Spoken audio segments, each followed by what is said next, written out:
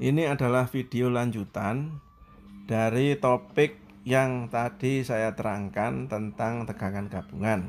Sekarang topiknya adalah tentang kolom dan keren. Nah, ini kolom, tapi kolom pendek ini tidak terpengaruh oleh lentur atau tekuk. Jadi masih asli kolom pendek yang tidak terpengaruh oleh tekuk. Maka apabila ada kolom, kemudian ada gaya bekerja persis pada pusat netralnya, maka dia akan mengalami tegangan yang sama pada seluruh penampang ini. Namun dia kalau sudah tidak sentris, dia agak miring ya terhadap sumbu Z dan terhadap sumbu Y, maka dia akan ada momen tambahan akibat eksentrisitas, yaitu besarnya sama dengan P kali Z0 dan P kali Y0. Jadi nanti ini akan ditambahkan dengan momen yang akibat P langsung terhadap permukaan. Nah, sekarang bagaimana menggambar tegangannya? Kalau P itu bekerja persis pada center, maka tegangan seluruh penampang daripada kolom ini, kolom pendek ya, belum ada tekuk, akan mengalami tegangan yang sama seluruh penampangnya. Namun kalau dia bergeser sedikit dengan eksentrisitas Z0, maka yang di sisi center, ini kan center ini, nah ini center, maka dia akan mengalami tegangan yang sama sepanjang sisi ini. Namun di sisi sebelah kanannya dia, karena dia eksentris, dia punya tegangan yang seperti ini. Sebaliknya kalau dia senternya di sumbu X, sehingga dia punya eksentrisitas terhadap sumbu Y, maka dia akan mengalami tegangan yang sama pada sisi sebelah sini. Namun sebelah sisi sini dia akan terjadi tekan tarik. Yang sini tekan, yang sini akan mengalami tarik. Kalau dia tidak center kedua-duanya, dia punya eksentrisitas Z0 dan Y0, maka kedua sisi ini atau keempat sisinya akan mengalami tegangan yang, nah ini adalah kolom yang menerima beban aksial tapi tidak sentris, jadi dia eksentris terhadap sumbu Y dan eksentris terhadap sumbu Z. Kalau Y dia Y0, kalau eksentris terhadap sumbu Z dia Z0. Nah ini tegangannya adalah tidak sama dengan yang sebelumnya. Kalau dua-duanya eksentris, maka di setiap sisinya ini akan mengalami tegangan yang tidak sama, artinya ada tarik tekannya. Kalau sini makanya sebelah sini adalah tekan, ini adalah tarik. Kalau kita lihat di sebelah sini, ini adalah tekan, yang sebelah sini adalah tarik. Nah, ini adalah soalnya. Tolong ini dikerjakan. Nomor 855 dan nomor 856. Ini nanti digabung dengan soal saya yang ada di video sebelumnya. Jadi menjadi 4 soal. Silakan dikerjakan ya. Sekarang kita mau menginjak ke keren. Nah, sekarang kita belajar tentang keren. Nama lain keren ini adalah gale atau inti. Apa itu keren? Keren itu adalah sebuah areal. Jadi kalau misalkan ada penampang sembarang itu, di dalam sini ada suatu areal, di mana areal ini adalah merupakan batas apabila ada gaya aksial atau tarik di dalam areal yang di dalam ini, dia sifatnya tekan, maka seluruh penampang bahan ini akan mengalami tegangan tekan juga. Tapi kalau gaya yang bekerja pada keren ini adalah tarik, maka seluruh penampang ini akan mengalami tarik. Nah, namun kalau gaya itu bekerja di luar daerah keren, misalkan ini kerennya. Nah, maka nanti tidak semuanya mengalami tarik, nanti ada yang tekan. Kalau dia yang tekan berarti ada yang tekan, ada yang tarik. Contohnya, saya langsung melompat aja ke gambar yang ini. Ini contoh keren sebuah penampang. Kalau penampangnya kotak seperti ini, maka kerennya bentuknya kira-kira seperti ini, jajaran genjang. Kalau dia punya 4 sisi terluar, ini sisi terluar ini ya, ada 1, 2, 3, 4, maka batas kerennya juga dibatasi oleh 4 titik. Karena ini ada 4 sisi terluar, maka dia ada 4 titik, 1, 2, 3, 4. Kalau dia modelnya I, sisi terluarnya adalah ini, kemudian ini ya. Bukan ini, bukan yang ini, tapi titik-titik terluar yang menghubungkan titik terluar adalah ini. Jadi 1, 2, 3, 4. Kalau kerennya itu penampangnya bentuknya T, maka sisi terluarnya dia ada 6. 1, 2, titik telurnya kan ini dihubungkan dengan sini 3, 4, 5, 6. Maka kerennya juga dibatasi oleh 6 titik. 1, 2, 3, 4, 5, 6. Itu ya. Ini dibatasi oleh 6 titik. Ini 4 titik, ini 4 titik. Kalau lingkaran, dia juga lingkaran karena sisi-sisinya tidak terhingga, ini banyak sekali, maka bentuk kerennya juga lingkaran. Nah, jadi kalau ada benda atau bukan benda, gaya.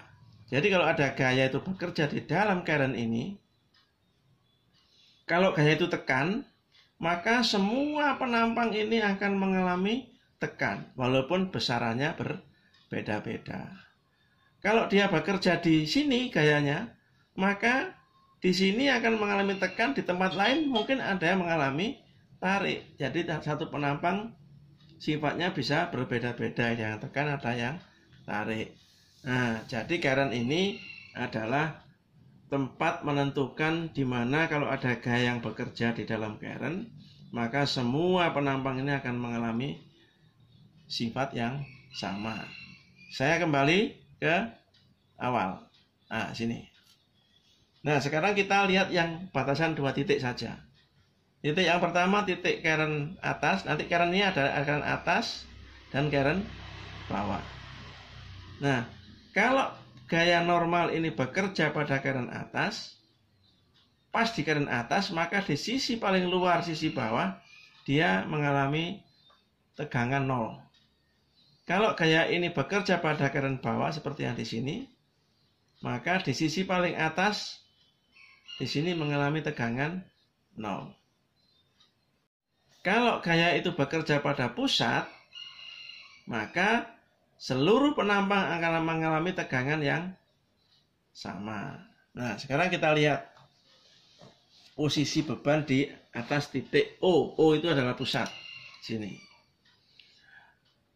Nah, tegangan maksimum itu adalah sama dengan sigma A atas, sama dengan tegangan sigma N ditambah sigma MA. Sigma N ini apa? Sigma N ini adalah akibat gaya tekan langsung N per A ya. N dibagi penampangnya adalah A. Kemudian yang sigma MA ini adalah akibat eksentrisitas. Berapa eksentrisitasnya? Eksentrisitasnya itu adalah YA. Jadi N kali CA, N kali CA. CA ini adalah lengannya gaya. YA adalah dari pusat ke sisi paling atas. Ini adalah kalau kita lihat rumus sebelumnya adalah sama dengan M kali Y per I. Ya. Kemudian kalau yang normalnya atau gaya aksinya di bawah, maka rumusnya seperti ini. Jadi N per A minus M kali Y bagi dengan I. Maka gambarnya akan berbalik seperti itu. C adalah jarak KA ke pusat penampang. CB adalah jarak KB ke pusat penampang.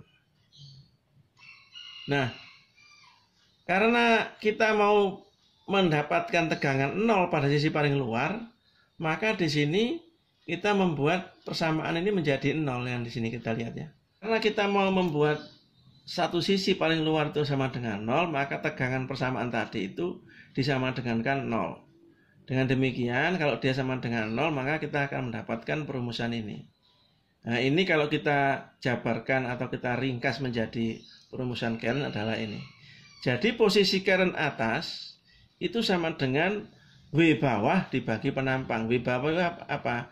Momen tahanan terhadap sisi bawah. Jadi ini menggunakan W itu apa? I per Y ya. I-nya adalah momen inersia, Y-nya adalah sisi terluar dari penampang. Tapi bagian bawah ininya atas, jangan sama ya. Kalau ini A, di sini ada B.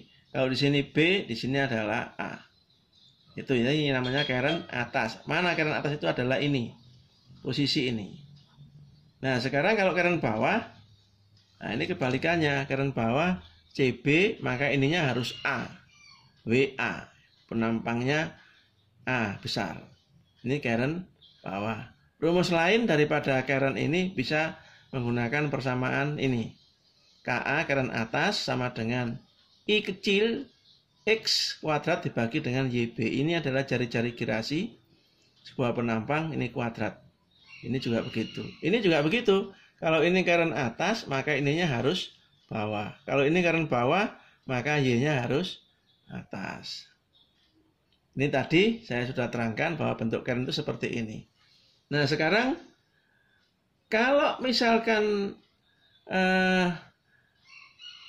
current terhadap sumbu yang miring seperti tadi ini, contoh yang ini kan sisinya miring, tidak seperti ini yang lurus. Kalau ini lurus menghasilkan titik batas current yang sebelah kiri.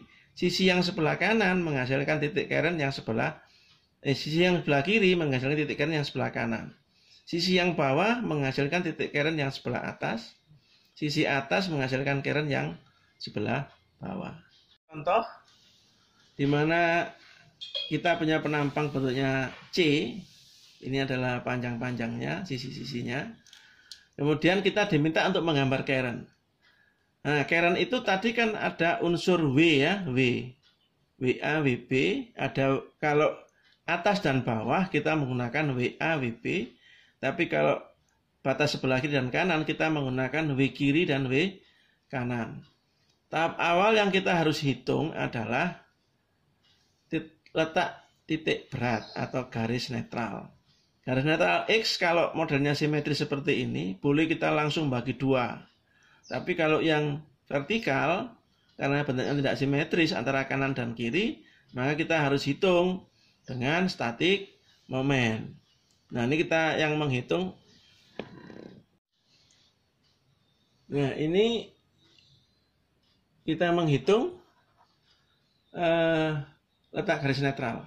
Kalau yang X ini boleh kita bagi 2, tapi yang ini harus kita hitung. Nah, setelah hitung dengan menggunakan static moment, kita ketemu X-nya itu sejarak 3,2. Maka di sini adalah 3,2, ini sisa-sisanya. Kemudian inersia X kita hitung seperti biasa, kita hitung 1/12 scale kuat pangkat 3, BH pangkat 3 ditambah luas kali jarak kuadrat ini. Sudah biasa kita ngitung yang sebelum-sebelumnya ya. Jadi nggak perlu saya terangkan lagi. Kemudian IY-nya, nah, kita menghitung inersia terhadap sumbu Y, kita hitung seperti ini hasilnya. Kemudian kita menentukan W itu adalah I per Y. Kalau W kiri, maka adalah IY dibagi jarak ke kiri. Kalau W kanan, IY dibagi jarak ke kanan. Tapi kalau WX tadi adalah IX dibagi. Nah, ini adalah WX itu adalah IX dibagi dengan Y atas, ini dibagi dengan Y bawah.